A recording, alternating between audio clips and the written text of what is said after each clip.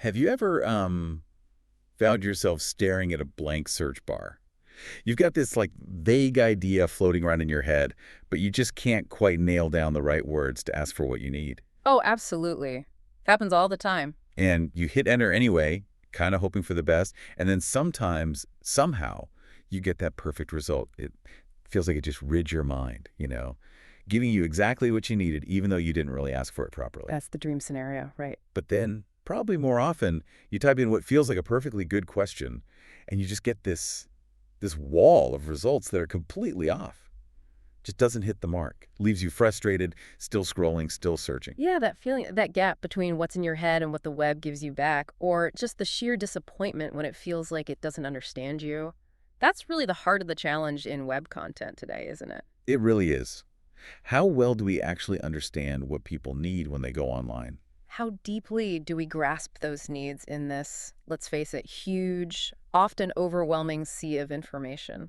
And that is exactly what we're going to dive into today. Yeah. Our mission for this deep dive is to really take a critical look at how we currently understand user needs when people search online. We're going to peel back the layers on, the industry standard to show maybe where it falls short. Right, highlight its limitations, and then introduce what feels like a genuinely um, groundbreaking alternative. We're getting stuck into a really key article by Alexander Rodriguez Silva. It's called Nova Proposta de Gestão de Conteúdo na Weblog Semântico. Okay.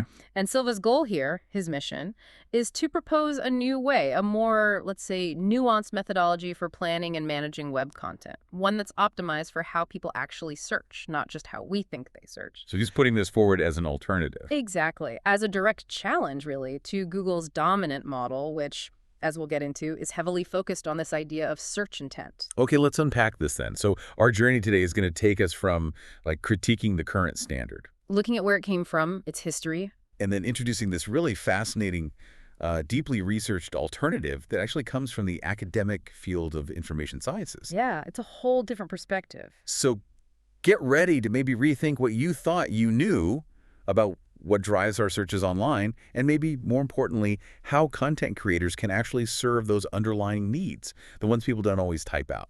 This isn't just about keywords. It's much more about connecting with real people, right? Exactly. Connection, let's do it. Let's store it.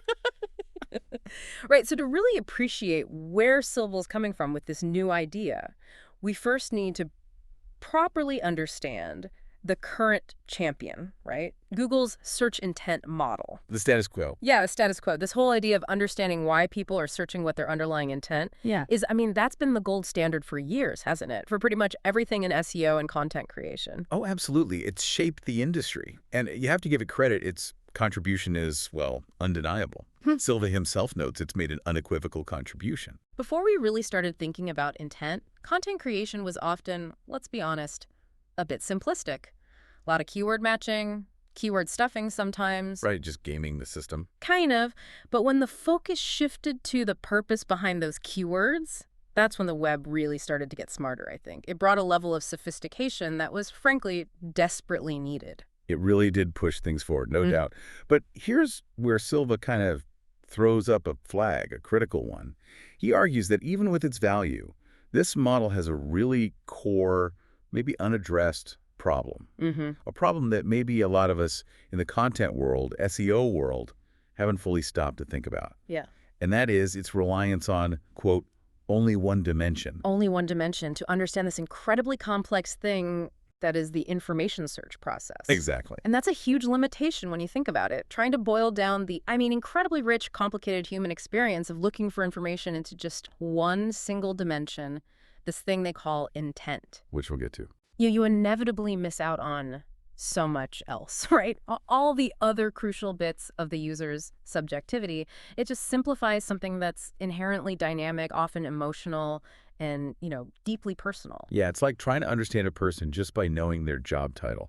Yeah. You get a tiny piece, but you miss everything else, their hobbies, their worries, what actually motivates them deep down. Good analogy. But how did Google even land on this model? What's the backstory here? Where did intent come from? Well, you can trace it back Quite a way, actually, back to Google's really early attempts to try and predict what people really meant when they type something into the search box. Okay. Their own Search Quality Evaluator Guidelines documentation, for example, you can see the evolution there. And it wasn't just guesswork, it was actually grounded in academic research, too. Ah, okay. So there's science behind it. There is. And Silva points to a really key article from the Search Engine Journal that digs into the science of using intent for web information retrieval. It's a foundational piece by Zhuhan Zhu and several colleagues, which explored how user profiles could be made much, much better by building in this search intent information. So user profiles. Tell me more about that connection. Well, the abstract of that research, as Silva translates it, gives you really powerful insight into the thinking back then. It basically says, look, we know sophisticated user profiles make things like web mining systems, systems that sift through the web for useful patterns work better. Makes sense. But automatically getting those really valuable profiles, that's always been super challenging. Why? Because, well, web users are dynamic, right? Their interests are complex. They don't always act predictably. Totally. How do you build a static profile for someone who's searching for, I don't know, best hiking boots 1 minute, and then sourdough starter recipe, and then introduction to quantum mechanics, like all in the same hour? Exactly. Our online selves are pretty fluid. So what was the solution this research proposed? They proposed using ontology-based user profiles. Now, an ontology, put simply, is like a really structured map of knowledge. Think of it as a framework that defines concepts and how they relate to each other in a specific area. Okay, so more structured than just a list of keywords someone searched for. Much more. It builds a more sophisticated, connected picture of a user. And crucially, they really emphasize getting search intent information to make these profiles richer. Their approach tried to build profiles that specifically considered the user's intentions using something called the pattern taxonomy model, or PTM, Okay. which was basically just a structured way to categorize and understand search patterns, but with intent baked in. So not just a generic profile, but one that actively considered why you were searching for something, and it understood the relationships between the terms better. That does sound like a big step up. It really was. And their early experiments showed that these profiles, the ones built with search intent in mind, were significantly more valuable than the more generic PTM ones. Their conclusion was pretty clear. Developing user profiles that include search intentions is essential for effective web search and retrieval. So this academic work really laid the groundwork for what Google eventually picked up and ran with. Seems that way, yeah. It provided a theoretical basis. And how did they initially break down intent in that early research? What were the basic categories they were looking at? At a really fundamental level, they split search intent into two main objectives. First, when a user is looking for very specific information about a term, maybe a definition, a quick fact. Okay. And second, when a user uses a term to represent a broader topic, and they're looking for more general, maybe exploratory information. Yeah, you can see that all the time in your own searches. Like maybe you need a new fridge. You might start really broad, just type in refrigerator. Or if you're in Brazil, Yeah. geladeiras, right? Just to see what's out there, get the lay of the land. Exactly. You're not ready to buy yet. You're just exploring options. Initial phase. Then, maybe after you've done that initial browse, you go back with something much more specific, like Geladera 40 litros de inox, a 40-liter stainless steel fridge. Right, because now you know more. Your intent has evolved through the search process itself. It's not static. And this journey, from broad to specific, that must have been a key insight for Google. But interestingly, Silva notes this early research also pointed out something critical that was being ignored back then. It did. The study flagged a pretty big gap, something that sounds almost funny now. They said, currently, web search does not consider the user's search intent. Most search engines simply disregard the web user's profile. Wow, so they weren't even using profiles back then, let alone intent. Apparently not widely or effectively, and this was seen as a major missed opportunity. User profiles full of valuable metadata were already understood as being really important for information retrieval IR processes. The research basically said, hey, if you incorporate intent into these profiles, you'll improve precision and efficiency big time. Precision. Okay, that's a word we hear constantly with search. But it often gets confused with just getting lots of results fast. What's the real meaning of precision we should be thinking about here? That's a great point, because precision is way more nuanced than just speed or quantity.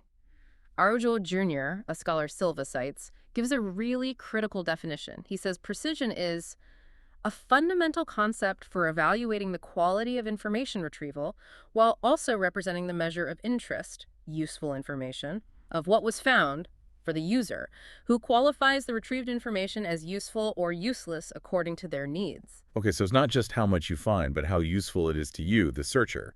It's subjective. Exactly. It's about the quality of the match, judged by the person doing the searching. Arujo Jr. also references Lancaster from back in '98, who defined precision as the extent to which items retrieved are considered useful. So high precision means most, or ideally all, of what you get back is actually useful to you. So the takeaway isn't just millions of results in milliseconds. Right. That's impressive tech, but it's not the point. The point is relevance. Relevance to the user's actual needs, which, let's face it, are often much more complex and deeper than the few words they manage to type into the box. This history really shows Google grappling with this relevance problem. And didn't some Google engineers actually talk about this publicly? Silva mentions a presentation. Yeah, back in 2016, Paul Haar, who was a principal search engineer, and Gary Illies, a webmaster trends analyst, familiar names to anyone in SEO, they gave a presentation called How Google Returns Results from a Ranking Engineer's Perspective. Giving a peek behind the curtain. A rare peek, yeah. They explain the basics. Google crawls the web, analyzes stuff, classifies it, then retrieves it when you search. They also mentioned the, famous 200-plus ranking signals they use to order the results. Secret sauce? Kind of. Right. And they stressed how the algorithms are constantly changing small tweaks almost daily, plus those big core updates that can really shake things up. It's this incredibly complex, always evolving system. A complex system built to try and nail that relevance, that intent.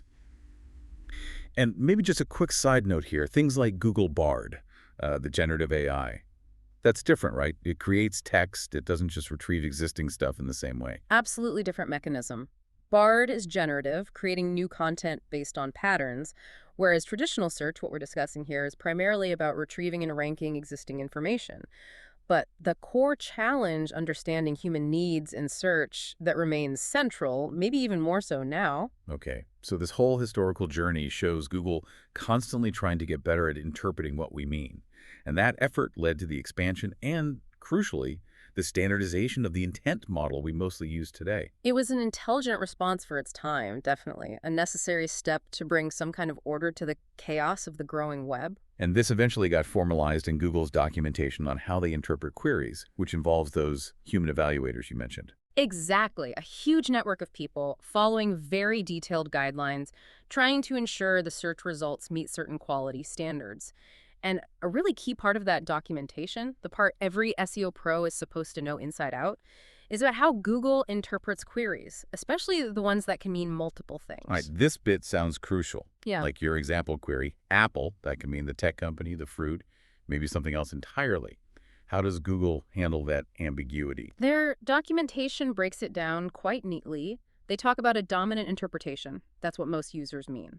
So for Apple, the dominant interpretation is almost certainly the company, Apple Inc. Okay, makes sense. Then there's a common interpretation. That's what many or some users might mean. For Apple, the fruit would be a common interpretation. And a query can have several common interpretations, right? Depending on context, maybe even location or time. Yeah. And finally, they have minor interpretations. These are the less common meanings, the ones only a few users might have in mind when they search that term.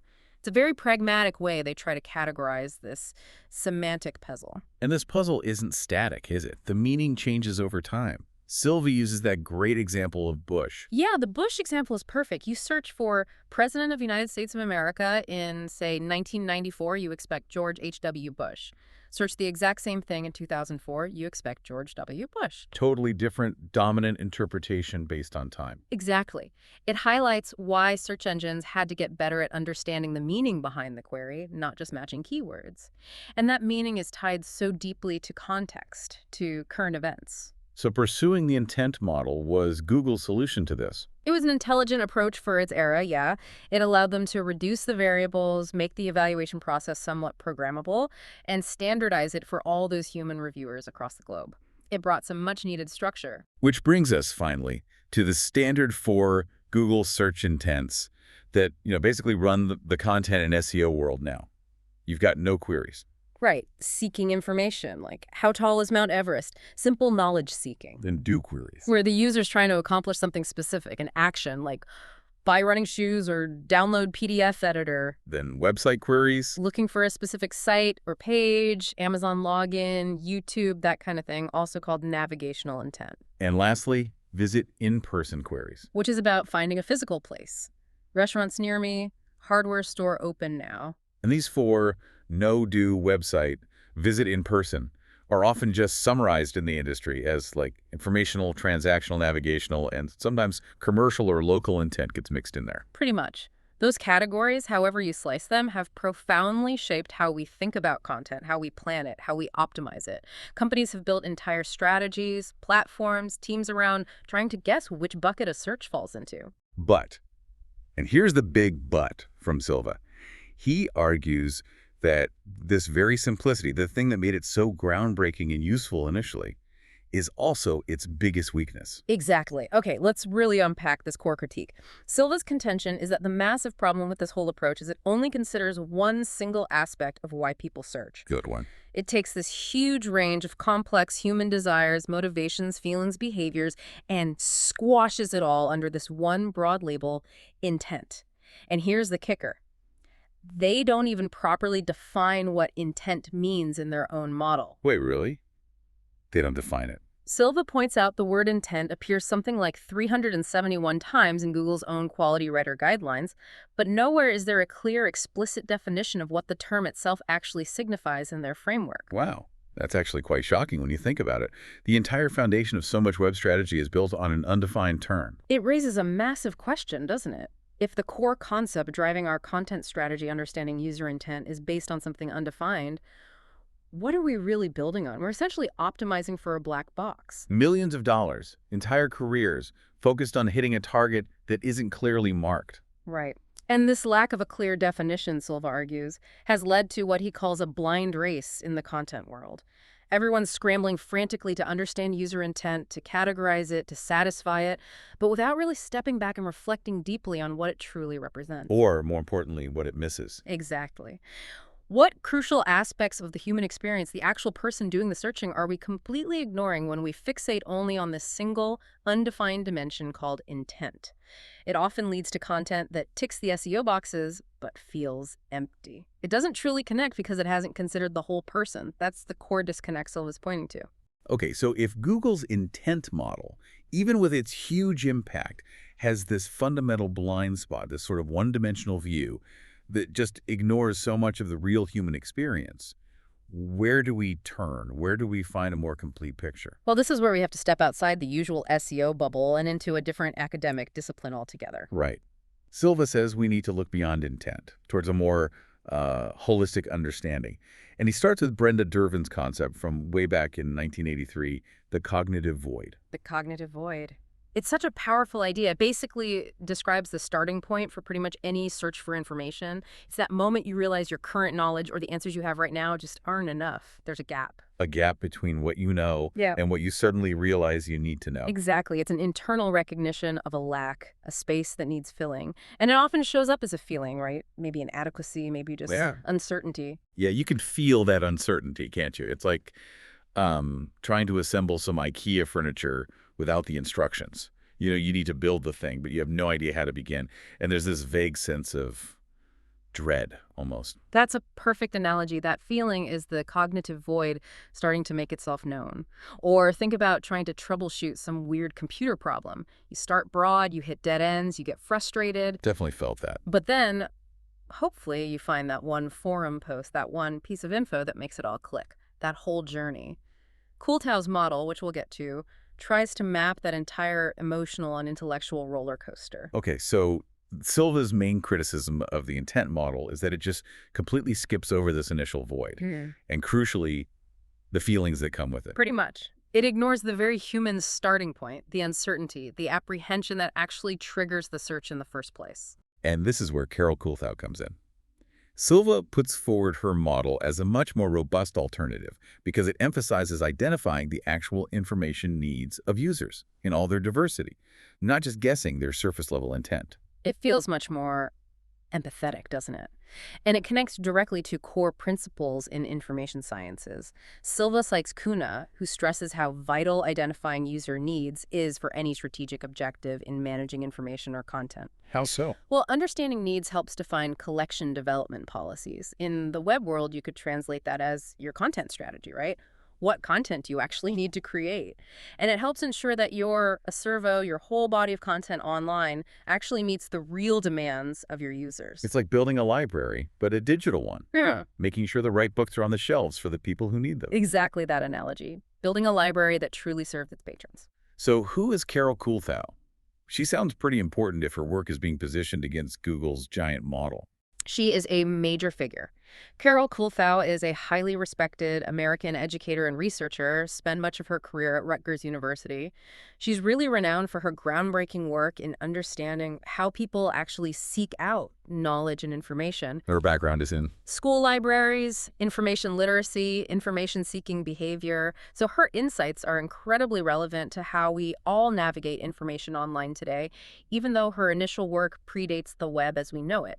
She even founded the Center for International Scholarship in School Libraries at Rutgers, deeply committed to this field. And her work, theoretically, where does it sit? What school of thought? It's rooted in the cognitivist paradigm, so it aligns with other big names in information behavior research like Ellis, Dervin, Wilson. The focus is on the mental processes, how we acquire information, how we process it, how we make sense of it, construct meaning. Okay, the cognitive side of things. Right. But Silva is careful to include an important caveat here, referencing Carlos Alberto Avila Araujo. Araujo warns that while this cognitive model is powerful, if you focus only on a knowledge gap, you risk constraining your view. You might start seeing users only as beings endowed with a specific need that would be satisfied by a specific source of information. Ah, so it's a big step up from just intent, but you still need to be careful not to create a new kind of rigid box. The goal isn't just theory. It needs to be tested and validated in the real world, right? A model that truly gets the user's full context. Exactly. It avoids trading one oversimplification for another.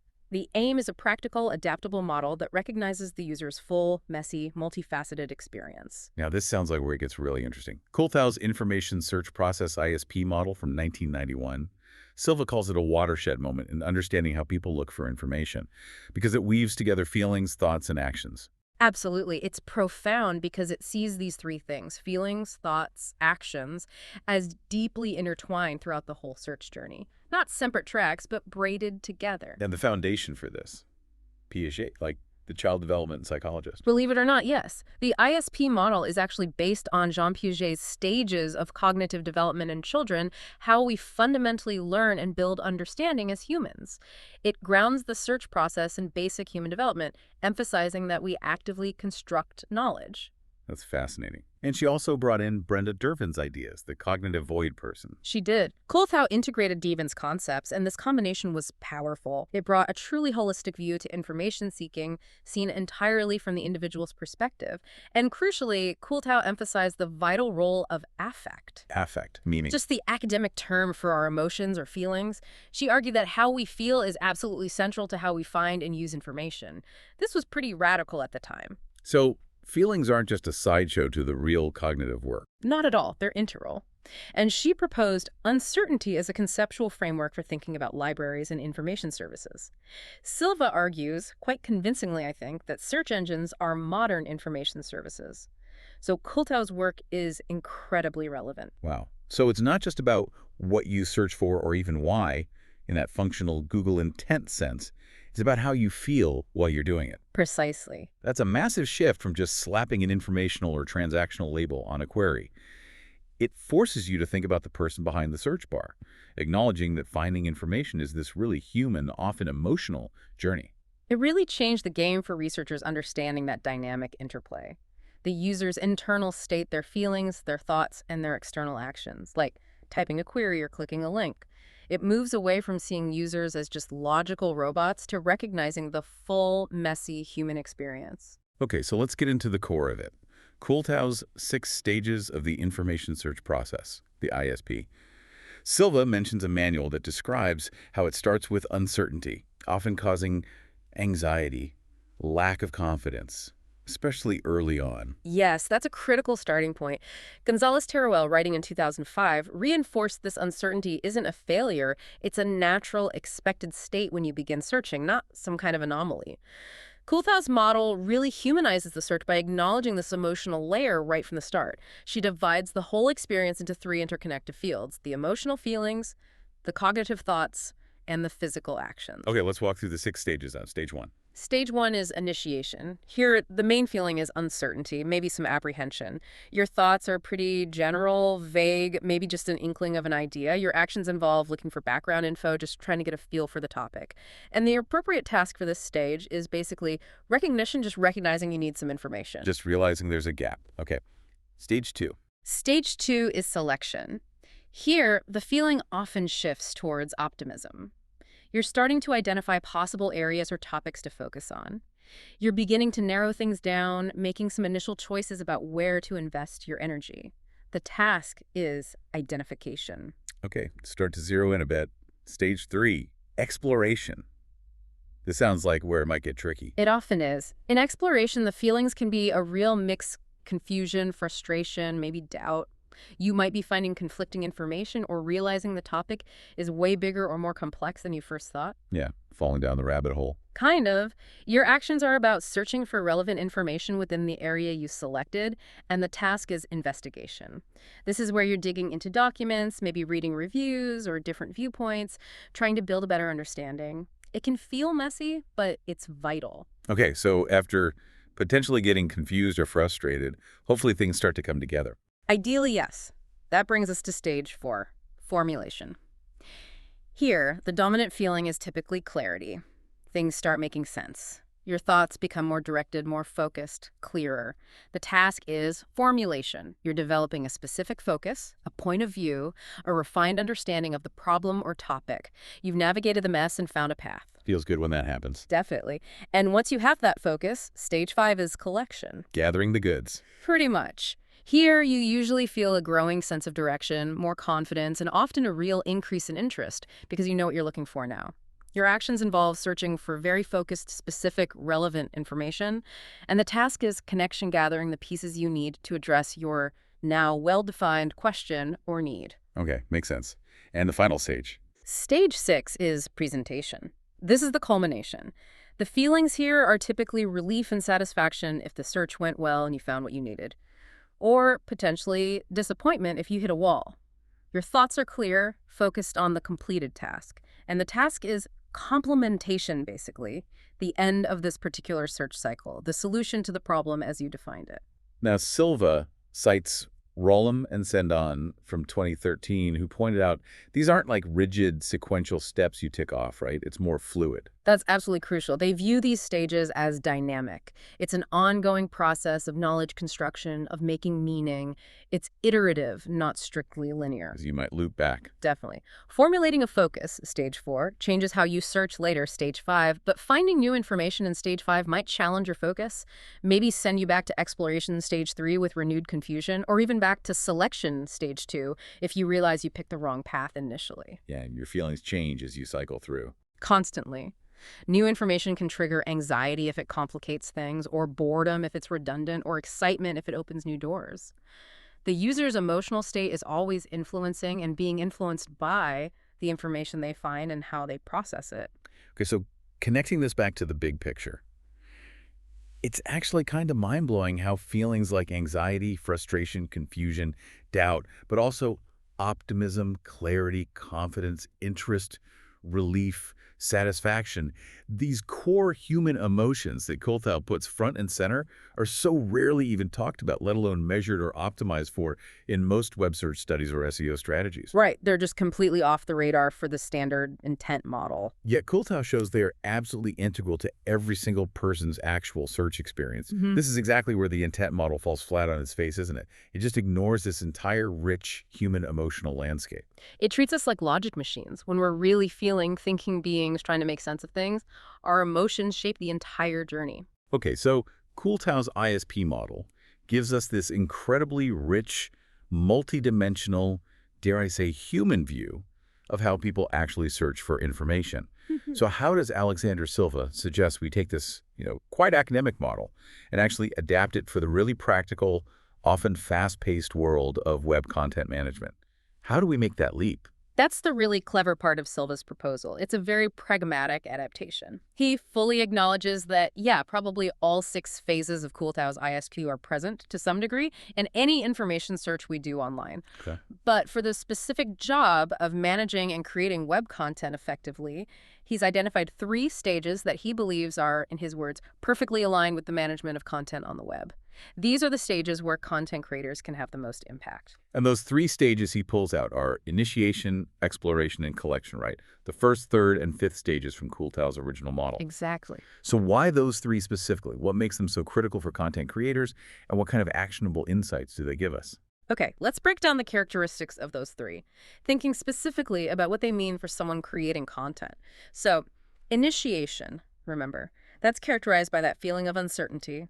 Thoughts are general or vague. The action is searching for pre-existing background information. And the task is recognition. So for content creators, this means you need to provide broad, super accessible overviews.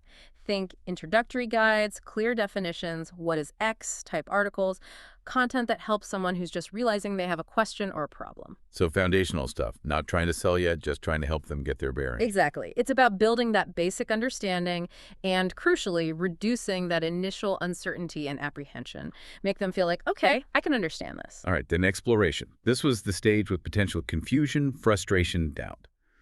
The action is searching for relevant information to make sense of it all. The task is investigation. So, what content works here? Here, your content needs to help people navigate complexity. Think comparison articles, this versus that, pros and cons lists, detailed how it works explanations. Maybe case studies showing different outcomes or perspectives. You're helping them compare options, understand different viewpoints, dig deeper into specific aspects. The goal is to help them cut through the confusion and start to refine their understanding. Helping them make sense of the messy middle. Precisely. And finally, collection. This is where they have a sense of direction, confidence, more interest. They're searching for focused, relevant information. The task is connection. So content here needs to be much more precise and actionable. This is where you can provide detailed product specs, step-by-step tutorials, buying guides, specific FAQs that answer focused questions. The user is getting close to a decision or needing to complete a task. Your content should give them exactly what they need to make that final connection, that final push. Okay, so it's really about meeting the user exactly where they are in their journey, not just cognitively, like what information they need, but also emotionally, addressing the uncertainty, the frustration, the growing confidence. That's the core of it. That feels like a completely different way of thinking about content planning compared to just guessing if someone has informational or transactional intent in a really broad way. This feels much more like empathy. Empathy baked into the content strategy. That's a great way to put it. Silva's vision is absolutely about creating a structured but also deeply empathetic approach. It aligns content creation with the full spectrum of what users bring to the table, their needs, yes, but also their desires, expectations, feelings, attitudes, behaviors. It's holistic. It sees the user as a whole person, not just a search query or a potential click. But users aren't all the same, are they? People come with different backgrounds, different levels of knowledge, different emotional responses. How does this model handle that diversity? Does it need to be incredibly flexible? That is a really crucial point, and Silva addresses it by referencing Hewins via Kuna.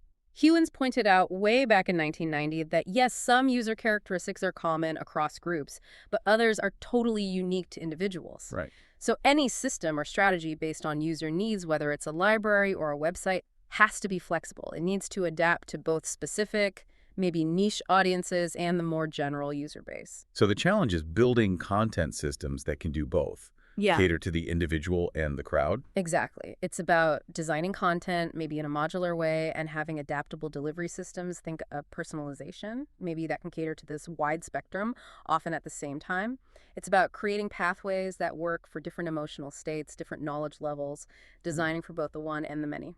And it's not just Kuhlthau's model informing this richer view, is it? Silva brings in other frameworks, too, to show just how deep this idea of needs goes, way beyond search intent. He mentions Taylor's classification from 1968 from library science. Yeah, which, again, shows this bridging of worlds between information science and the web. Taylor identified 4 really insightful types of information needs, starting from the very internal. First is a visceral need. Visceral, like gut feeling. Kind of. It's a vague sense of unease, a dissatisfaction. You don't even have a question yet, but you feel something's missing. It's often unconscious, but the right piece of information landing in front of you might suddenly make it click. You don't know you need it until you see it almost. Pretty much. Then Taylor described a conscious need.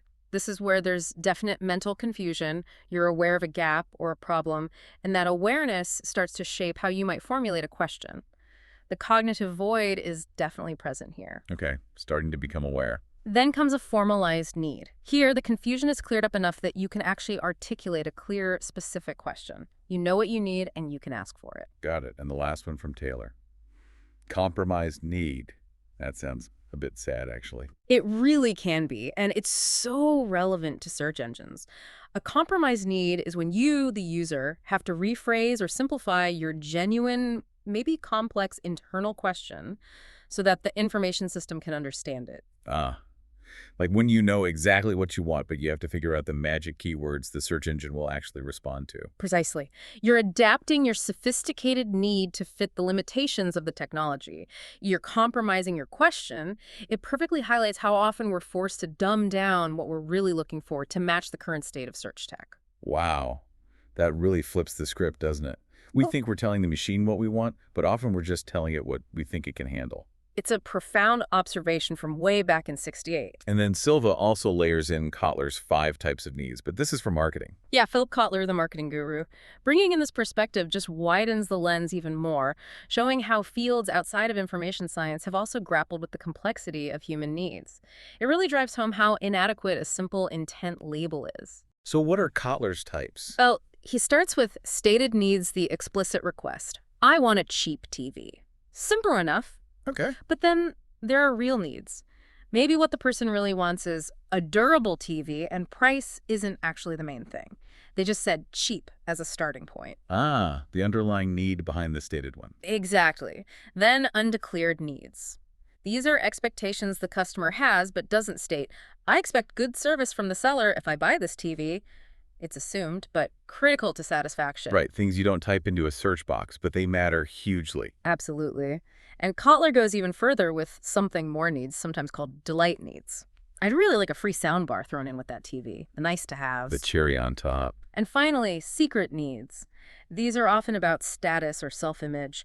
I want my friends to see me as a savvy consumer for getting this great deal or this cool TV. Whoa, okay, so when you stack up Taylor's needs and Kotler's needs next to Kuhlthau's emotional stages, the idea of just 4 search intents feels almost laughably simplistic. It really underscores the depth of human motivation, doesn't it? Social factors, psychological factors, aspirations, they all feed into why we search for things, why we buy things. Intent just scratches the surface. Okay, so this all leads up to Silva's actual proposed model for creating content briefings. He offers a formula, doesn't he? A way to structure thinking, to align content with all this complexity. He does. It's a core formula designed to guide content creation, so it's deeply connected to user feelings, their stage in the search process, and how content should be built to meet those very specific needs, moving way beyond just keywords or basic intent. So what's the formula look like? It was in Portuguese in the source. Right. The formula is criar conteúdo do sentimento que geram tarefas apropriadas sobre ACs, visando diminuir sentimentos que os visitantes que estão no estágio sentem. Okay, that's a lot to take in. Can you break that down? What's an example in practice, maybe for that initiation stage again? Sure. So Silva provides this example for the initiation stage. Criar conteúdo específicos y puntuais, specific and precise content, que gerem reconhecimento sobre informações preexistentes that generates recognition of pre-existing information, visando diminuir a incerteza, aiming to decrease the uncertainty que os visitantes que estão no estágio de iniciação that visitors in the initiation stage sentem feel. Okay, let me try and rephrase that. So the brief becomes, create content that is specific and to the point. Its job is to help users recognize and connect with information they might already vaguely know, with a specific goal of reducing the feeling of uncertainty typical for people in the initiation stage. That's a perfect translation of the intent behind the formula. It's a directive that puts the user's emotional state and cognitive task right at the center of the content brief. That's a world away from Write a blog post targeting what is X keyword for informational intent. It's not just about what you say, it's about how you aim to make the user feel and what cognitive task you're helping them accomplish. Exactly. Let's try another one, maybe for the exploration stage, where we know feelings like confusion and frustration are common. Using Silva's structure, a brief might be something like, create content offering clear comparisons and detailed analyses, the type of content, generating investigation, and deeper understanding the appropriate task about conflicting solutions or complex options, the user's action focus, aiming to alleviate the frustration and doubt, addressing the negative feelings that visitors in the exploration stage are feeling. Okay, so again, it's explicitly targeting the feeling alleviate frustration and doubt by providing a specific type of content comparisons analyses that supports the user's task investigation. You've got it. It completely reframes how you'd approach writing that content brief, doesn't it? Emotion and the user's cognitive state become primary drivers, not just secondary considerations. This really doesn't feel like just a minor tweak to how we do things now, it feels like. Yeah, a genuine paradigm shift in how we even conceive of content's purpose, moving from a purely transactional or informational mindset to something much more relational, supportive. I think that's exactly right. And Silva himself emphasizes this.